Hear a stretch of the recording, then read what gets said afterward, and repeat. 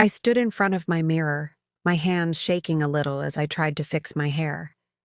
It was 6 p.m., and the summer air felt heavy, like it was holding its breath.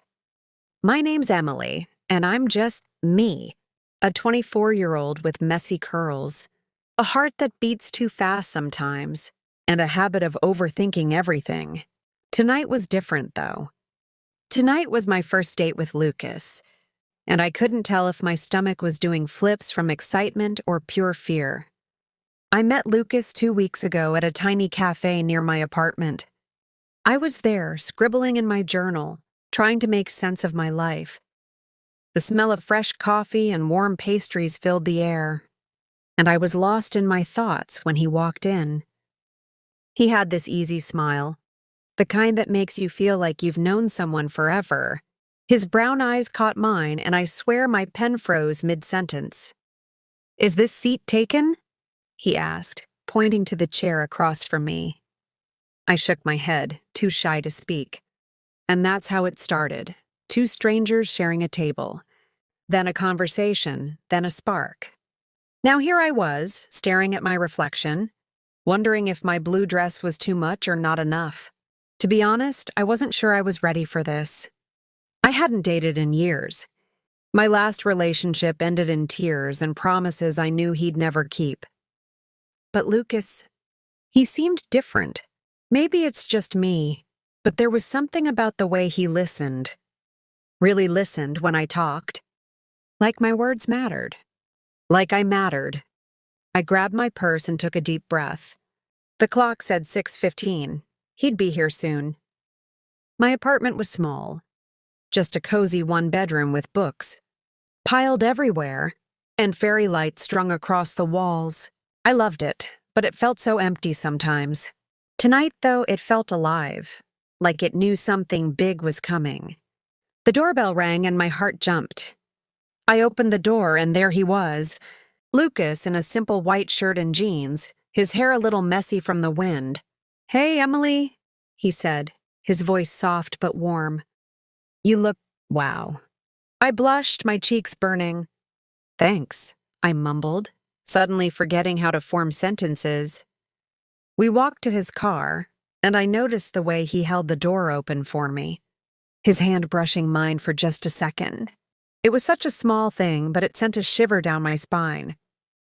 We were going to a little Italian restaurant downtown, one he said he loved. "It's got the best pasta," he told me as we drove. The city lights blurring outside the window. "And the tiramisu? You'll thank me later." I laughed, but inside I was a mess. What if I said something stupid? What if he realized I wasn't as interesting as he thought? I pushed the thoughts away and focused on his voice. The way it was calm and steady, like a song I wanted to keep listening to. At the restaurant, the air smelled like garlic and fresh bread. We sat in a corner booth, a candle flickering between us. Lucas leaned forward, his elbows on the table, and asked, "So, Emily, what's your story?" I froze. My story? I didn't know where to start. I told him about my job as a library assistant, how I loved books more than people sometimes, and how I dreamed of writing my own novel one day. He listened, nodding, his eyes never leaving mine. And then he told me his story, how he worked as a graphic designer, how he loved hiking, and how he once got lost in the woods for a whole day. We laughed until my sides hurt, and for the first time in forever, I felt light. But there was this moment, just before dessert, when our hands brushed again. He didn't pull away, and neither did I. My heart was racing, and I wondered if he could hear it. "I'm really glad I met you," he said, his voice barely above a whisper. I looked down at my plate, too nervous to meet his eyes. "Me too," I said, and I meant it. That night, walking back to his car, the stars were out, bright against the dark sky. I felt like one of them, small but glowing.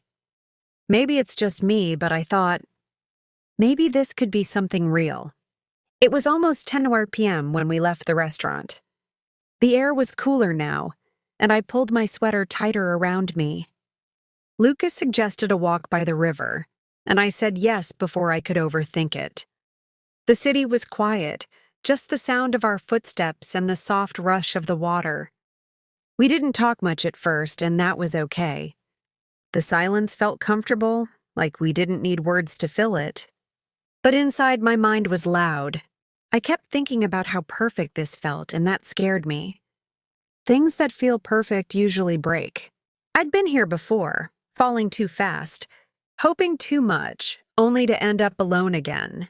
I glanced at Lucas, his profile sharp against the streetlights. He was humming softly, some tune I didn't know, and it made me smile despite myself. "Penny for your thoughts?" he asked, catching me staring. I blushed again. God, why did I keep doing that?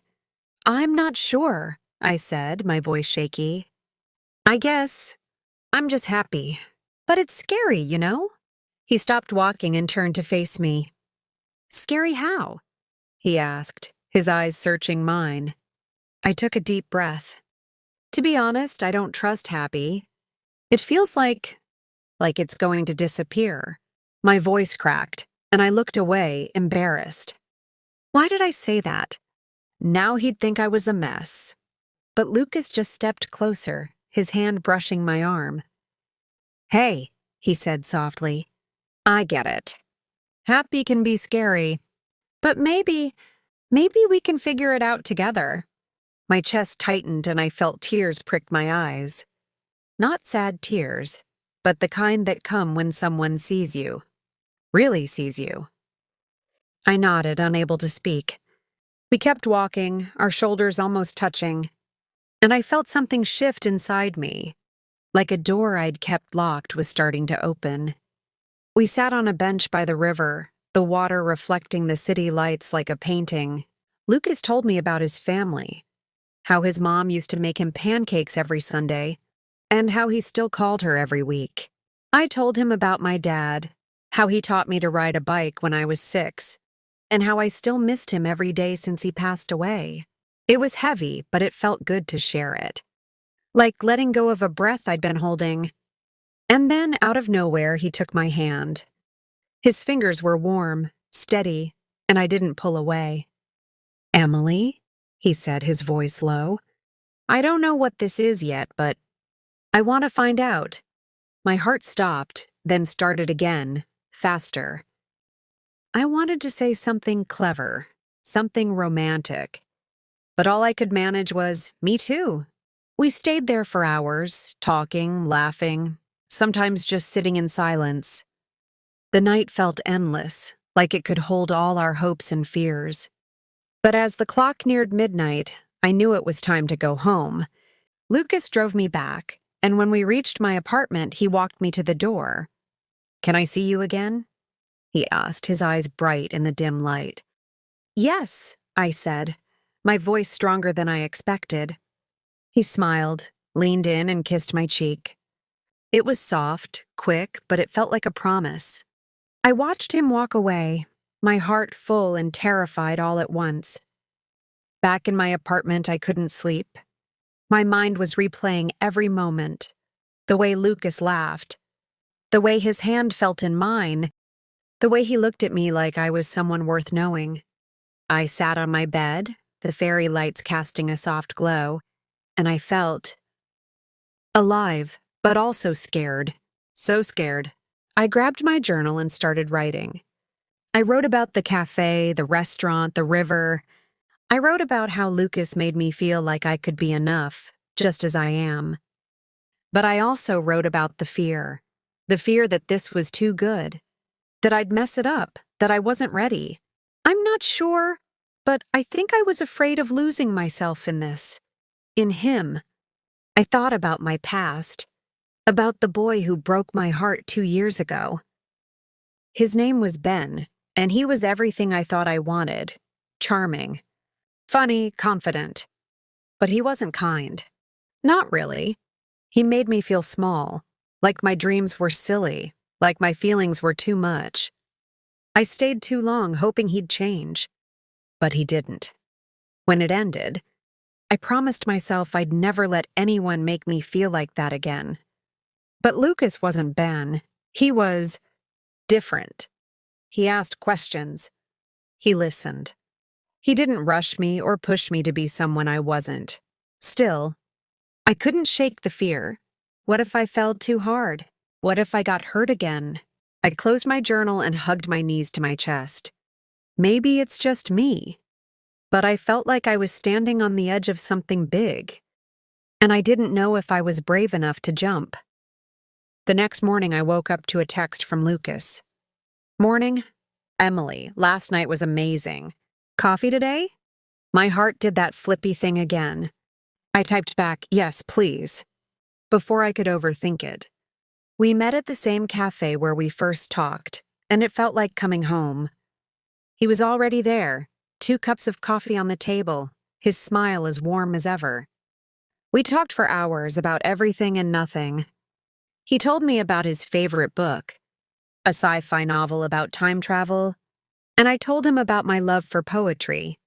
We laughed about silly things, like how he always burned toast, and how I could never keep a plant alive. But there were quiet moments, too, when our eyes met, and I felt that spark again. By the time we said goodbye, the sun was setting, painting the sky pink and orange. Lucas hugged me, and I felt his heartbeat against mine. I'm not going anywhere, he whispered, and I believed him. For the first time in a long time, I believed in something good. The next few weeks were a blur of dates, texts, and late-night phone calls. Lucas and I were inseparable, and it felt like a dream. But dreams have a way of making you wonder when you'll wake up. Every time I felt myself falling deeper, a voice in my head whispered, "Be careful." One night, we were at his place watching a movie on his couch. His apartment was small, like mine, but full of color, posters on the walls, a guitar in the corner, a stack of sketchbooks on the table. I loved it. It felt like him. We were curled up together, his arm around me. When he turned to me and said, "Emily, I'm falling for you," my heart stopped. I wanted to say it back, but the words got stuck. Instead, I smiled and kissed him, hoping that would be enough. But inside, I was panicking. Falling for him meant risking everything: my heart, my trust, my safety. I wasn't sure I could do it. That night, back in my apartment, I couldn't sleep again. I kept thinking about what he said, about what it meant. To be honest, I was terrified. I loved being with Lucas, but love was big. Love was scary. Love could break you. The next day, I met my best friend Ava for lunch. She's the kind of person who always knows what to say, even when I don't.